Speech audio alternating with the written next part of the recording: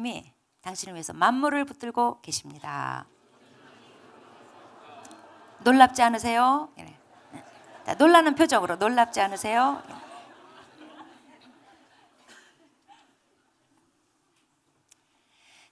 자, 오늘 말씀은 마태복음 10장 34절에서 39절까지입니다.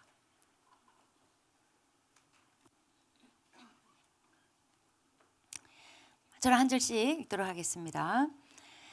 내가 세상에 화평을 주러 온 줄로 생각하지 말라. 화평이 아니요 검을 주러 왔노라.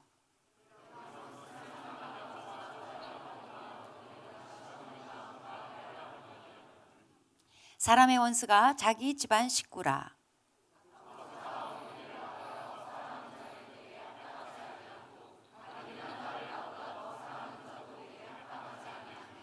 또 자기 십자가를 지고 나를 따르지 않는 자도 내게 합당하지 아니하니라.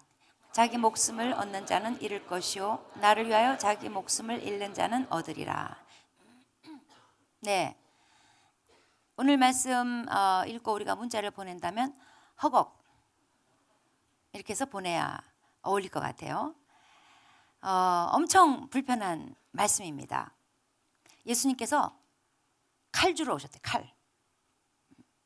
화평이 아니라 불화. 그리고 가족이 왼수다.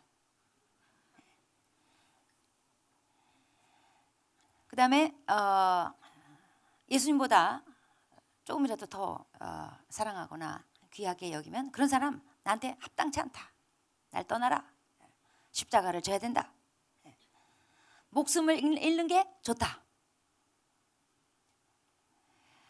혹시 오늘 가정의 평안을 위해서 교회를 찾으신 분 여기 계시다면, 또 너무 힘들어서 예수 한번 믿어볼까 하고 교회 오신 분, 또 이제 갓 믿기 시작하신 분, 부디 오늘 말씀 통해서 시험 들지 않으시기를 간절히 바랍니다. 근데 미안하지만 오늘 이 말씀은 예수님이 하신 말씀이에요. 우리는 예수님의 말씀 중에 주로 이런 거 좋아하죠. 수고하고 무거운 짐자 다 와라. 그냥 내가 너희들 쉬게 하리라.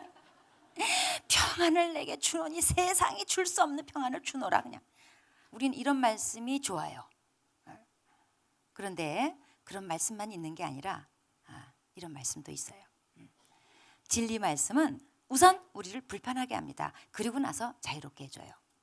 우리는 죄인인지라 진리의 말씀, 빛의 말씀 앞에서는 아프지 않을 수가 없어요. 환자에게 수술칼은 불편한 거예요. 그런데 그걸 거쳐야 자유함이 찾아옵니다.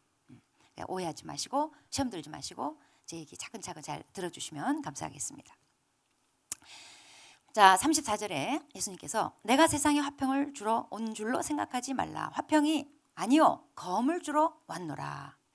자, 예수님께서 칼 주러 오셨대요. 복음이 들어간다. 이것은 하나님 왕국이 세워지는 거예요. 하나님이 왕이신 왕국이 세워지는 거예요. 그런데 이 복음이 들어가야 될 이 세상은 어떤 곳입니까? 사탄이 왕노릇하는 곳이에요. 요한일서 5장 19절에 온 세상은 악한 자에게 처했대요. 사탄이 임금 노릇하고 있는 게 우리가 지금 살고 있는 세상이고 그 세상으로 복음이 들어가는 거예요. 예수님은 악한 자에게 처해진 이 세상의 사람들, 사탄이 임금 노릇하고 있는 이 세상의 사람들을 이 세상으로부터 불러내서 하나님 왕국으로 들여보내려고 이 세상에 오신 거예요. 그러자니 사탄의 저항이 반드시 따르죠. 사탄이 자기 수하에 있는 사람들을 부추겨가지고 분개케 해가지고 하나님 나라 사람들하고 싸우게 만들어요. 그래서 복음이 전해지는 곳, 복음이 들어가는 곳, 누가 복음을 받아들일 때, 그리고 복음적으로 살 때, 예수님 말씀대로 살 때, 예수님을 따라가려고 할 때 이 싸움은 불가피한 거예요. 오늘 말씀이 그 말씀이에요. 그래서 예수 믿으면 만사 평안일 줄 알았더니 뭔가 좀 갈등이 생기고 다툼이 생기고 이런 일이 있다 이 말이에요.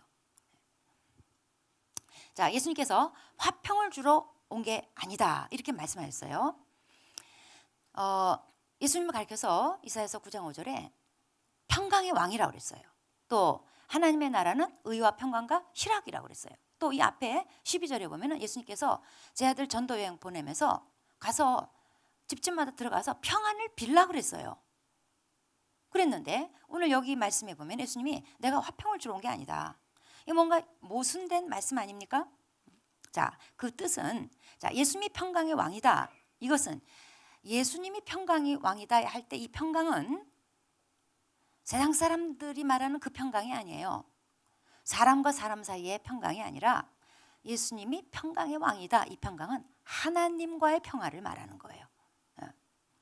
예수님은 죄인을 하나님과 화목하게 하러 오셨죠. 하나님하고 화목함 없이는 절대로 평강이란 없어요. 그러니까 우리가 하나님과 화목함 없이 자꾸 평안을 찾고 그래서 쾌락이나 돈이나 뭐나 뭐 이런 걸 자꾸 추구하면서 거기 뭐 평안 좀 있어 볼까 찾아보지만 하나님과 화목 없이는 그 평안은 절대 찾아오지 않는다 이 말이에요. 자, 하나님과 화목하려면 그 전에 뭐가 전제해야 됩니까? 죄 문제가 전제돼요. 죄 제거, 죄와 싸워야지 돼요. 죄 문제가 해결이 돼야지 돼요. 자, 하나님과 화목하려면 죄와 싸워야 되는데 이 세상 사람이라는 것은 이 세상이라는 것은 죄와 세상으로 가득 차 있어요. 죄와 세상적인 가치관을 가득 갖고 있는 사람들하고 이 마찰이 불가피해요. 충돌이 반드시 일어나게 돼 있어요. 예수 믿는 사람의 소원과 예수 믿지 않는 자의 소원은 달라요.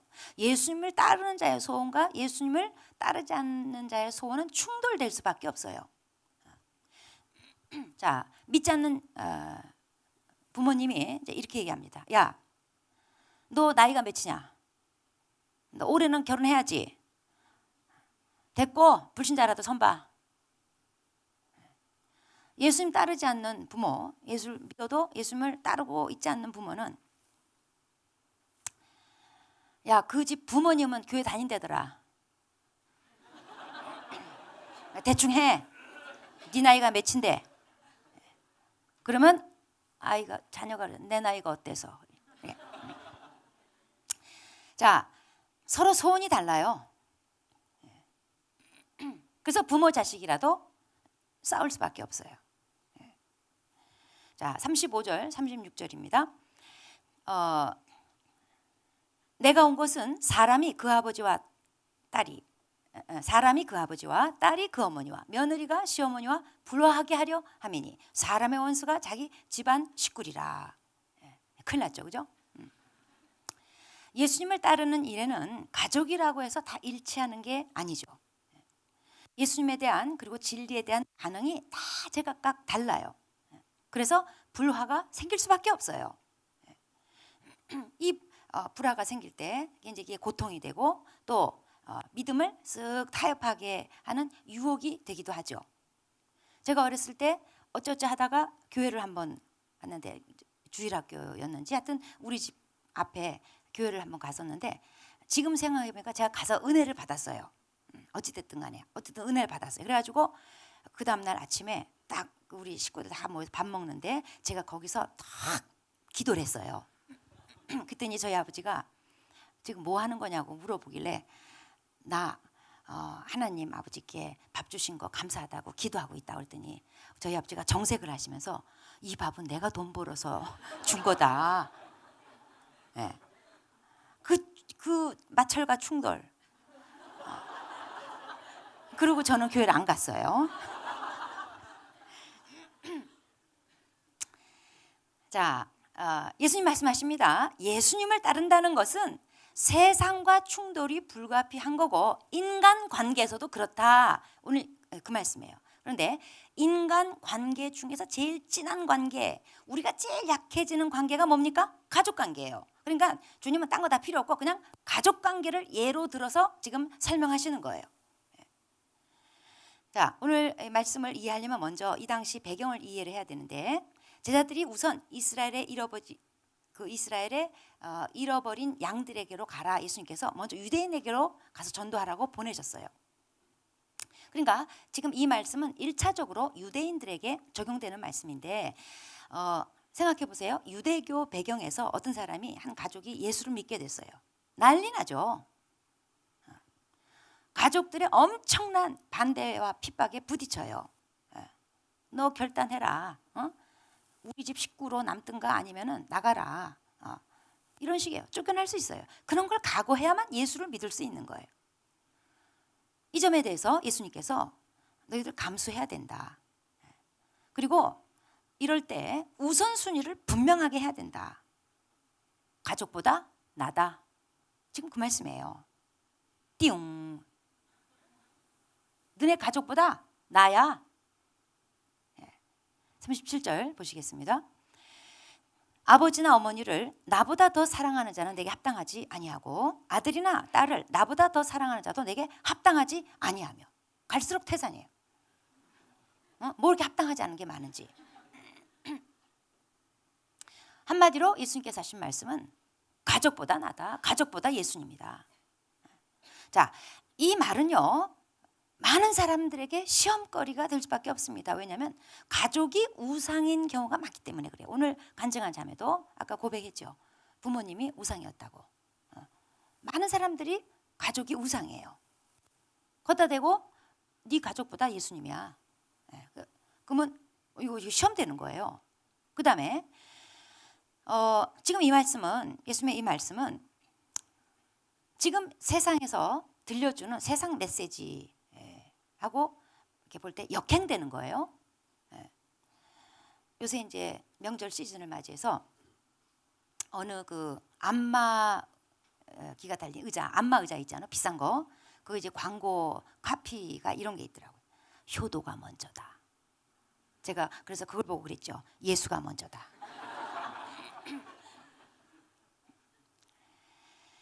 자, 이 시대 메시지는 이 가족이 우선이고 효도가 먼저고, 하여튼 이 시대 메시지는 그래요. 세상 메시지는 그런 거예요. 그 다음에 가족보다 예수가 먼저다. 가족보다 예수가 우선이다. 이건요, 특히 지금 이 시대 트렌드에 역행하는 말씀이에요. 이 시대 트렌드는 뭐예요? 가정, 가족, 이걸 우선시하는 게 멋있어 보이고 있어 보여요. 영국 그 프로축구 맨유 27년 동안 이끌었던 감독 퍼커슨 감독이 2013년도에 은퇴하면서 기자회견할 때 자기가 은퇴하는 실제 이유는 자기 아내 때문이다, 이런 고백을 했어요. 자기 부인이 평생 가깝게 지내던 여동생이 있었는데 그 여동생이 그 전년도에 세상을 떠났대요. 그래가지고 아내가 굉장히 상심을 하고 이제 마음 둘 곳을 몰라 하고, 그래서 자기가 이까짓 거 메뉴 감독 이까짓 거 뭐 이거 싹 그냥 뒤로 하고 그냥 은퇴를 결심하고 자기는 마누라를 돌봐주기로 했다. 오메. 그 여자들은 여기 뿅 다 가는 거죠. 진짜 멋있어 보이는 거예요. 막 사람들이 막 너무 멋있는 거예요. 이 사람이 엄청난 애처가라는데 27년 동안 감독을 했으니, 메뉴 감독을 했으니 그 트로피랑 상장이랑 얼마나 막 그냥 집에 가면요 그냥 한가득 있대요. 어느 날 부인이 아우 갑갑해. 그 한마디에 싹 창고로 다 집어넣대. 예? 우리는요 이런 얘기 되면 음에 멋져 불어. 예? 그리고 막 자기 남편이랑 막 비교되는 거야. 이놈의 인간은 막 음식물 쓰레기도 하나 안 버려 막 그러는데 이 남자는 그 트로피 상장 전부 다 한순간에 부인의 아우 갑갑해 이 말 한마디에 그거 싹 안 보이는 대로 다 치워버리는. 얼마나 멋있어요. 사실 옛날 같으면 이런 남자는요 팔불출이, 우리나라에서 팔불출이라고 했어요. 그리고 요새 말로는 쪼다예요. 근데 시대가 이 시대다 보니까 아내 때문에 가족 때문에 너무 멋있어 보이는 것, 이게 트렌드예요. 자, 가족 사랑이라는 것은 우선 하나님의 법입니다. 성경은 부모를 공경해라, 자식을 사랑해라, 배우자를 사랑해라. 그게 법이에요. 그런가 하면 가족을 하나님보다 더 사랑하는 것을 허용하지 않는 것도 하나님의 법이에요. 이걸 아셔야지 돼요. 왜냐하면 하나님은 우리에게 그 가족을 주신 분이시기 때문에 그래요. 하나님은 우리 가족 위에 계신 분이기 때문에 그래요. 예. 가족은 정말 핏줄, 우리 육신의 가족은 핏줄이죠. 예. 그렇지만 하나님이 십자가 사랑을 통해서 우리를 낳으시고 자녀 삼으신 거, 그 앞에다가 갖다 대면 우리 육신의 부모 자식 간의 관계라는 것은 그건 관계도 아니에요. 그러면 그리스도인들에게 가족이란 뭔가, 그리스도인들은 가족을 어떻게 바라보고 받아들여야 되는가? 첫 번째, 그리스도인들에게 가족이란 건요, 일단 굉장히 중요한 거예요. 매우 중요한 거예요. 그래서 디모데전서 5장 8절에 자기 친족, 특히 가족을 돌보지 않는 자는 믿지 않는 자보다 더 악하대요. 응? 까다가다한 성경이 말씀하는 막 그 악한 자가 돼버릴 수 있어요. 가족은 꼭 돌봐야 돼요. 아주 중요한 관계예요. 자, 하나님이 우리에게 온 인류를 돌봐라.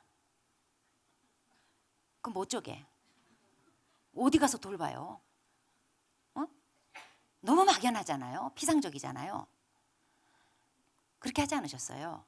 그냥 이렇게 돌볼 수 있는 최소 단위로 가족을 주신 거예요. 최소한 가족은 돌보도록 그렇게 하신 거예요. 그래서 일단 가족 관계가 되면 서로 위하고 돌보고 사랑하고 그러라고 이 최소 단위로 주신 게 가족이에요. 그래서 가족은 누구나 다 이 책임이 얽혀 있어요. 매우 중요한 관계예요. 그리스도인들에게. 그 다음에 그리스도인에게 가족이란 뭐냐? 매우 중요하나 예수보다 중요하진 않아요. 이걸 알아야 돼요. 물론 이 말이 그렇다고 해서 신앙을 핑계로 가족을 방관하거나 방치하거나 무책임 하라는 뜻은 아니에요. 절대로 그래서는 안 돼요. 근데 분명한 건 뭐냐면 내 가족 위에 주님이 계시다는 거예요. 주님 아래 내 가족이 존재한다는 거예요. 그래서 37절 다시 보자면 아버지나 어머니를 나보다 더 사랑하는 자는 내게 합당치 않고 아들이나 딸을 나보다 더 사랑하는 자도 내게 합당치 않대요. 주님 분명히 말씀하셔요. 주님보다 더 사랑하는 거 어떤 것도 주님은 허용하지 않으세요. 이 세상에 어떤 것도 주님 자리를 대신할 수는 없어요. 또 주님보다 더 높이 있는 거 결코 주님은 허용하지 않아요. 주님은 그걸 다 우상이라고 말씀하셔요. 왜냐하면 이 세상에 있는 모든 거는요, 그게 부모든 자식이든 다 하나님이 주신 거예요. 왜 주셨을까? 하나님 섬기라고, 그리고 하나님을 누리라고 주신 거예요. 하나님 잘 섬기라고 주신 거, 하나님 누리라고 주신 걸 가지고 벌벌벌 떨고 높이고 거기에 매여 있고 이건 옳지 않은 거예요. 그건 우상숭배예요. 가족 예수보다 중요하지 않습니다. 이게 분명히 자리 잡고 있어야지 됩니다. 세 번째, 그리스도인에게 가족이란 뭐냐? 가정은요, 목표가 아닙니다. 그냥 과정일 뿐입니다. 목적이 아닙니다. 도구일 뿐이에요. 이걸 잘 명심해야지 돼요. 우리 가족이라는 거는요, 이 땅에서만 맺어지는 관계예요. 영원하질 않아요. 죽었기 때문에 끝난다, 그 차원이 아니고 죽고 나면요, 천국 가면요, 모든 게 다 해체가 돼요. 가족 관계가 다 해체예요. 그냥 이 땅에 사는 동안만 그냥 가족 역할 분담이에요. 가족이라는 배역을 맡아서 사는 거예요. 지금이야 부모고 자식이고 뭐 남편이고 아내고 그런 거죠. 그때는 하늘나라 가서는, 천국 가서는 모두가 다 그리스도의 신부예요. 네. 그때는 옛날 우리 가족 모여라 이런 거 없어요. 이놈의 남편 여기까지 왔냐 막 이런 거 없어요. 자, 그러면 왜 가족을 주셨는가? 우선 우리 육적 탄생을 위해서 가족이 필요한 거죠. 영적 탄생을 위해서는 성령이 필요한 거고, 육적 탄생을 위해서는 가족이 필요한 거예요. 부모님이 필요한 거예요. 그 다음에 가족을 주신 이유는요, 하나님의 뜻을 이루는 그릇으로서 주신 거예요. 자, 가정이란 뭐냐?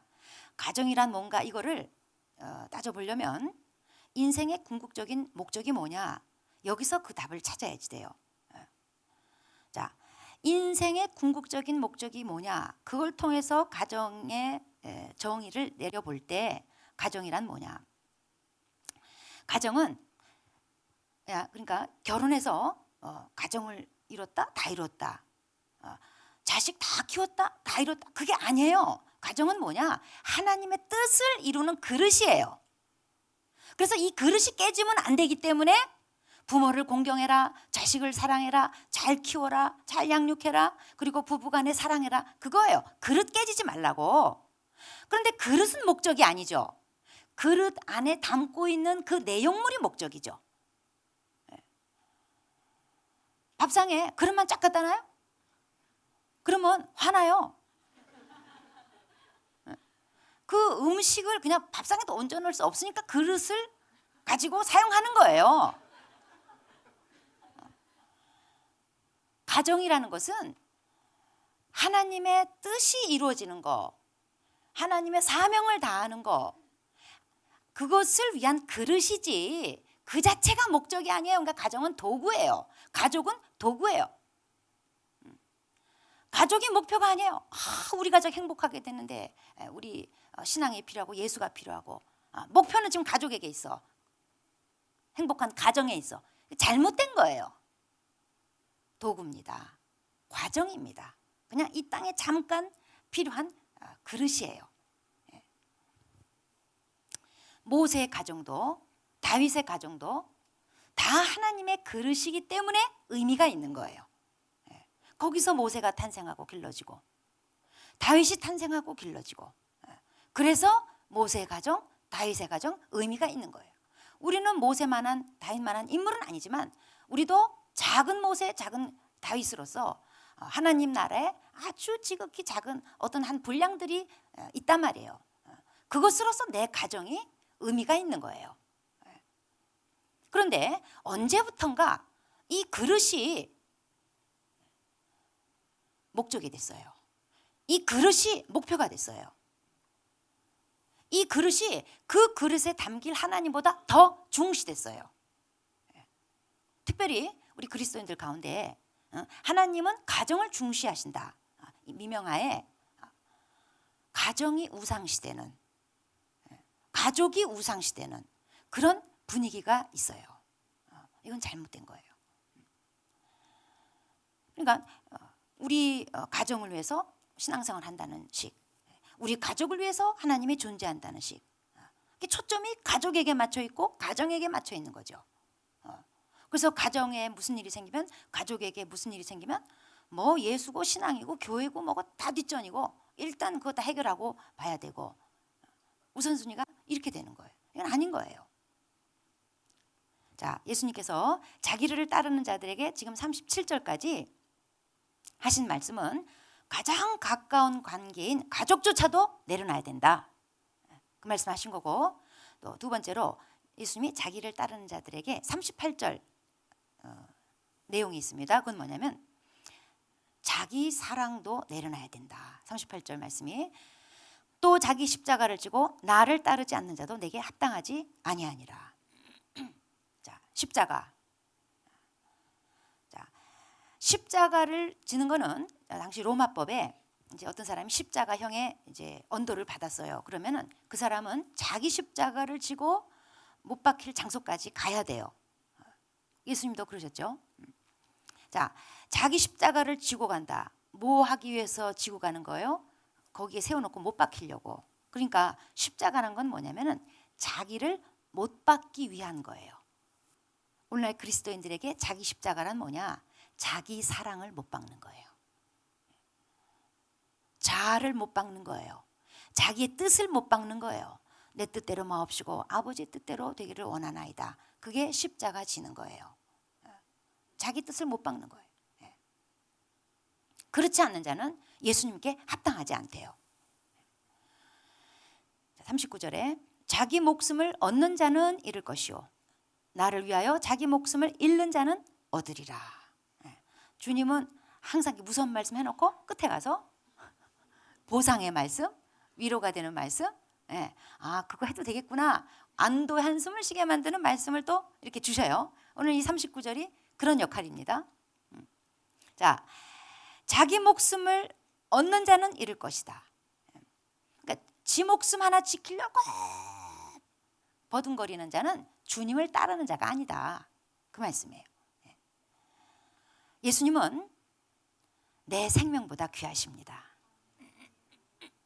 그래서 사람들이 순교하기도 하는 거예요. 여러분 생각해 보세요. 예수님이, 내가 믿는 예수님이 내 생명보다 귀한 분 아니라면 그런 분을 따를 가치가 있을까요, 없을까요? 그저 주일 와서 헌금 몇 푼 내는, 내가 믿는 예수님이 그 정도의 가치라면, 그러니까 주일날 시간 좀 내드리는, 내가 믿는 예수님이 그 정도의 분이라면 그런 분을 믿을 만한 가치가 있을까요? 내가 믿는 예수님은요, 내 목숨보다 귀한 분이에요. 그러니까 믿을 가치가 있고 믿어도 자랑스러운 거예요. 내 목숨보다 귀한 분을 나는 믿고 따른다, 이 말이에요. 목숨보다 귀하기 때문에 경우에 따라서는 목숨도 내놓을 수 있는 거예요. 실제로 그분은 목숨을 날 위해서 버리셨고. 자, 자기 목숨을 잃잖아요. 근데 거기서 안 끝나요. 예수님을 위해서 자기 목숨을 잃는 자는 얻으리라. 자, 오늘날 우리는 순교까지는 못해도 예수님께 목숨을 건 충성을 해야 된다는 뜻이에요. 그 다음에 예수님을 위해서 이렇게 목숨을 건 충성을 다하고, 그리고 예수님 때문에 뭔가 잃어버리는 것도 있어야 되겠다, 이 말이에요. 목숨까지도 잃는 판국에 예수 믿으면서 나는 예수님 때문에 잃어버린 게 도대체 하나도 없다, 이거 지금 문제 있는 거예요. 우리 교회는 주일마다 내 남편 잃고 내 마누라 잃고 내 부모 잃는 지체들이 많이 있어요. 다 끝나고 목자 모임 할 때 보면은 저기 3층에 버려 유기된 남편들, 아내들, 애들, 그냥 마누라 목자 모임 끝날 때까지, 엄마 아빠 목자 모임 끝날 때까지 그냥 방황하는, 지하부터 3층까지 왔다 갔다 하면서 할 일 없어 막 몸이 꼬이는 아이들. 여러분 오늘 말씀 통해서 위로받으시기 바래요. 여러분 잃어버리는 거는 바치는 거하고 달라요. 바치는 거는 주님 여기 있습니다, 쓰세요, 이거고, 잃어버리는 건요, 자기가 원한 게 아니야. 그냥 상황이 그렇게 됐어. 그냥 하나님이 강제로 내 남편 뺏어가고 내 마누라 뺏어가고 우리 부모님 목자 모임에 그냥 뺏어간 거예요. 난 잃어버렸어. 그런데 주님이 약속하세요. 얻으리라. 얻는 게 있어요. 뭘 얻습니까? 기대하시라, 다음 주. 미리 답을 알려드리자면 하나님이 꽁꽁 마련해 놓으신 하늘 상급이 있다는 거예요. 주님에게는 절대로 그냥, 주님은요 계산법이 그냥 허투루 넘어가는 법이 없어요. 그래서 공의의 하나님이에요. 주를 위해서 잃어버린 게 있는 사람, 제발 좀 이런 사람 되셨으면 쓰겠어요. 예수 믿고 맨날 챙기려고만 하고, 교회 와서 다 뜯어먹고, 세울 와서 뜯어먹고, 목자한테 뜯어먹고, 그냥 챙기는 것만 뜯어먹는 것만 그냥 혈안이 돼가지고 나는 너무 잘 살고 있다, 잘 믿고 있다, 괜찮은 교회 다니고 있다. 그거 좋은 거 아니에요. 좀 잃어버리는 것도 좀 있어봐. 좀 얻는 게 있다니까요. 하늘 상급. 그러니까 잃어버린 게 없는 사람, 주님을 위해서 도무지 잃어버린 게 없다, 이런 사람은 얻을 상도 없다. 근데 예수님 위해서 뭔가 잃어버린 자는 상을 얻으리라. 지금 잃어버린 것은 그냥 일시적인 것을 잃어버린 거예요. 그런데 얻는 것은 영원한 것을 얻어요. 그래서 주를 위해서 잃는 게 대박입니다. 기도하시겠습니다.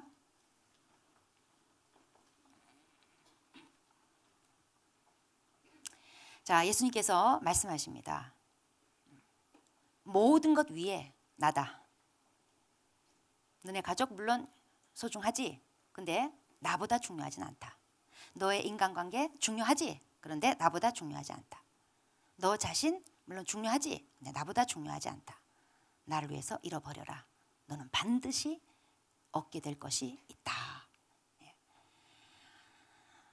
자, 우선순위를 다시 한번 정확하게 하고 주님 앞에 고백합시다. 그리고 이 지금 우선순위가 흔들리고 있는 사람, 예수님보다 가족, 예수님보다 자식, 예수님보다 인간관계, 주님을 따르는 것보다 인간관계, 이게 더 우선순위에 오락가락하는 사람, 다시 한번 분명하게 정립하고, 주님, 당신이 최고입니다.